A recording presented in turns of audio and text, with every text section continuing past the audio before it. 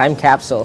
What do I hope or see myself in a year? Mahirap to kasi pag nag-iisip ako, sobrang ahead. Well, may plans ako, little by little. But siguro, not just for me, but for the entire industry, na magkaroon na rin ng mas established pa yung P-pop, or let's say, the entire OPM industry. Next year, makapag-export pa na mas maraming shows sa abroad. For me personally, siguro magkaroon ng sariling concert and of course, more songs. Ayun.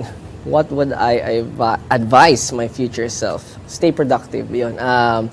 And mas maging organized kasi ako kahinaan ko yung pag-aayos ng mga damit, magtutupi, yung mga ganon. So, tinatry ko pero nahihirapan pa rin ako. And improve myself. Marami rin kasi akong feeling kong kailangan i-improve din sa ugali and everything. So, ayun, sana mas maging